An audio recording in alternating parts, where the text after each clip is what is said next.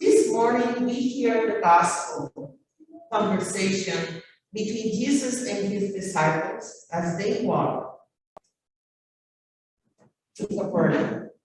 Jesus takes advantage of this moment to share with them that the Son of Man is going to be delivered into the hands of men, and they will kill him.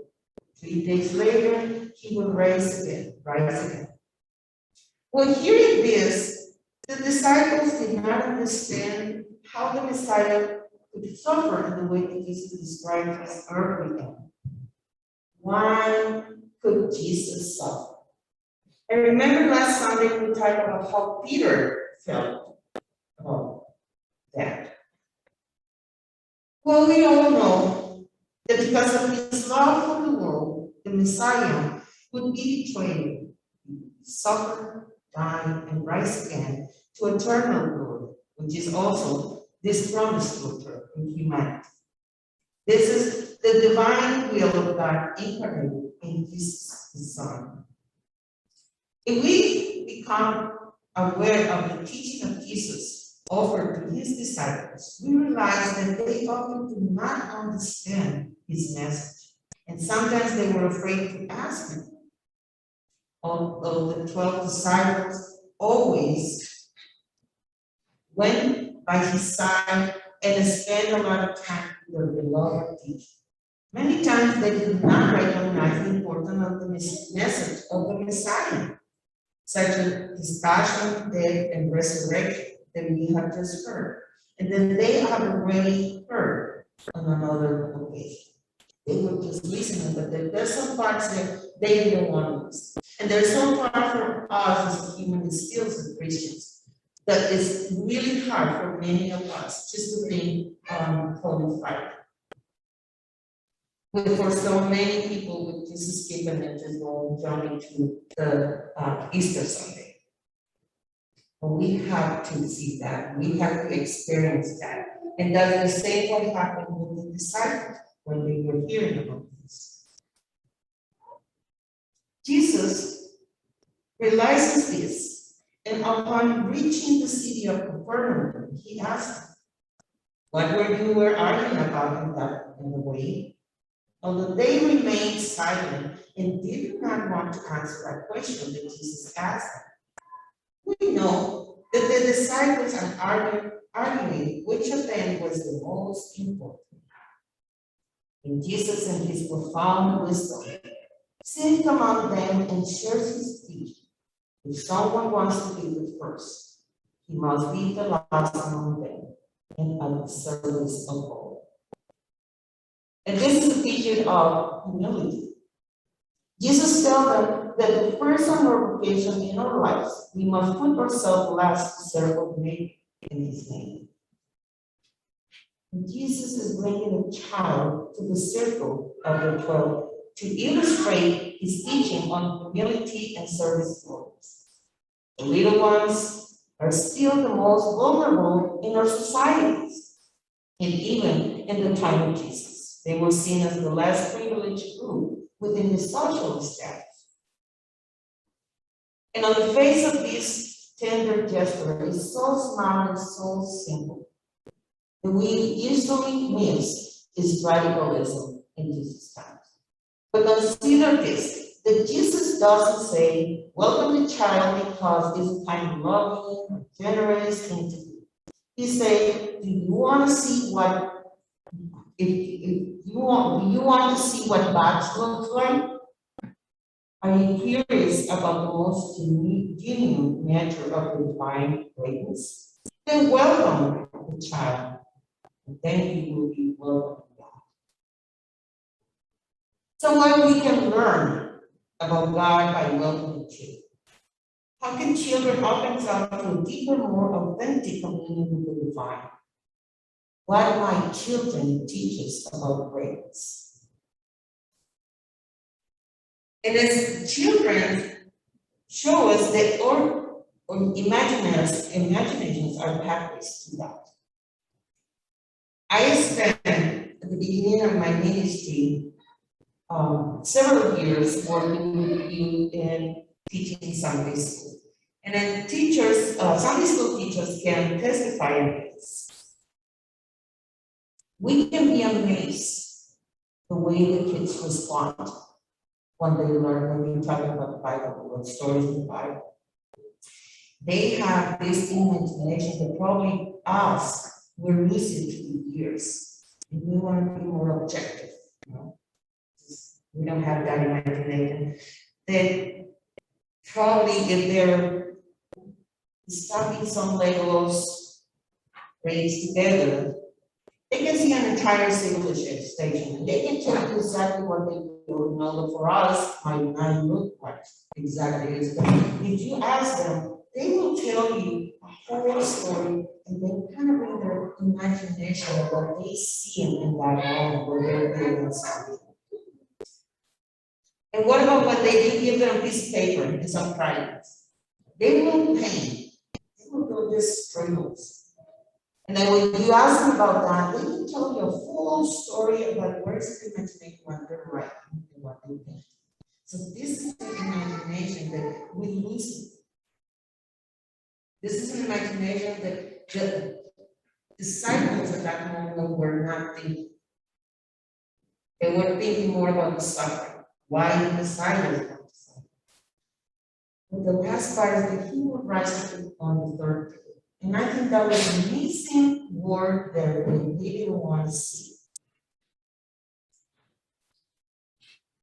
In our gospel reading, Jesus invited the disciples to imagine a world where death doesn't have the final word, where inexpressible suffering is a way to impress people, where resurrection is not merely a possibility but a promise.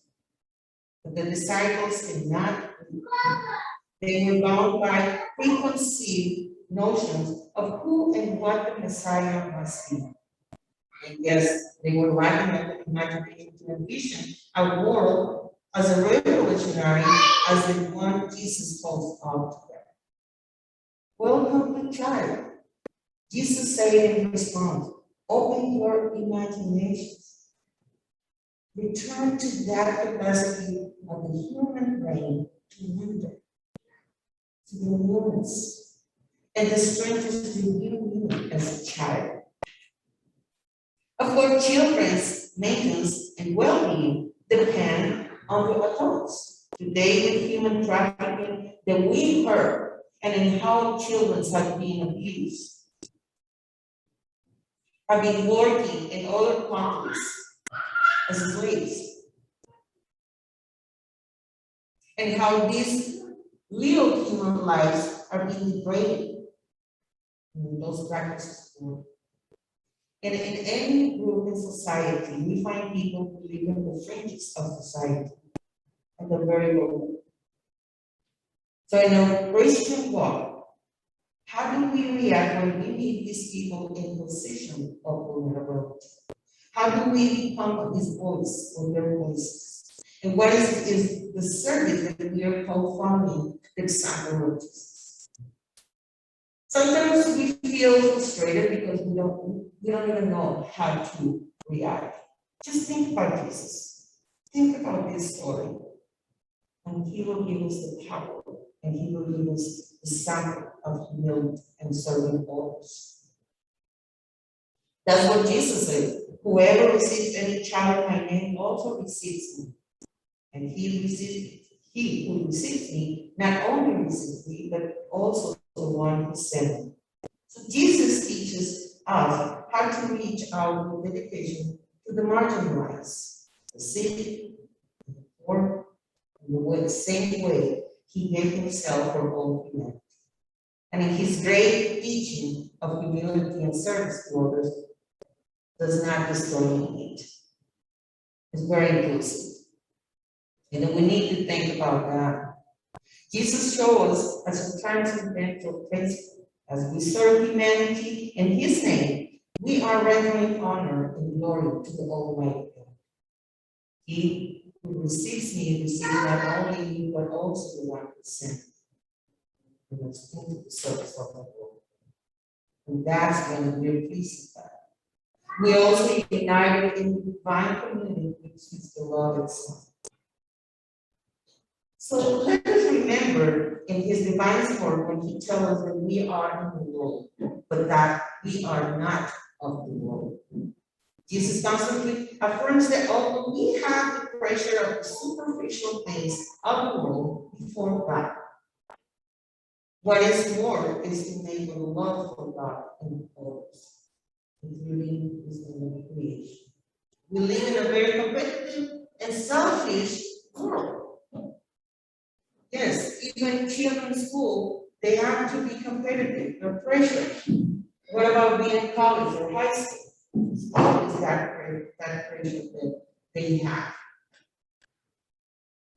And this pressure about your credentials, the pressure of how much you're worth, where you live, what party you play. That's not what Jesus is telling us. But this is not the world that Jesus has. Instead, the gospel today is exhorting us to put aside these material priorities and be willing to value the human being in front of us. And it's here when Jesus, through his divine teaching, shows how important our service and loyalty to him are. So the Messiah is continues teaching us that this walk is not easy. It is not. And he shows that to us in the way he taught while he walked with them.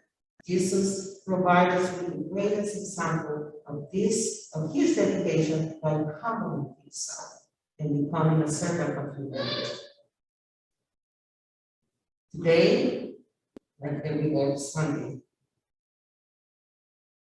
the Holy Eucharistic, what we do Bible study every Sunday, every Wednesday, study the Lord, is sharing his teachings. And in every example of service, love, compassion, and charity. And what about brotherhood?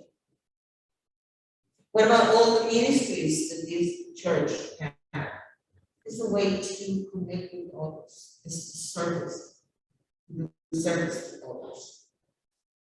And knowing all these, we have the same concern as the disciples. We even feel fear as the disciples did when we faced the evangelizing mission. That evangelizing mission that Jesus sent us. But remember, in the same way that Jesus Christ exhorted his disciples to prioritize the martyrdom of some of them, we too must put aside our personal agendas to embody God's will in the world. As the Apostle James says, if there is anyone among you who is wise and understanding, let him demonstrate it with his good conduct. With humility, there is wisdom still in them. So, brothers and sisters, let us continue to read the teaching of Jesus and the collection that we hear today that remind us not to worry about the earthly things, but to love heavenly things. In this way, we will read the gospel of Jesus in our lives. And this is what the Savior, Jesus the Messiah, is inviting us to share with our family, our friends, and community, and to reach out to those who are alone. Thanks and be to God. Amen.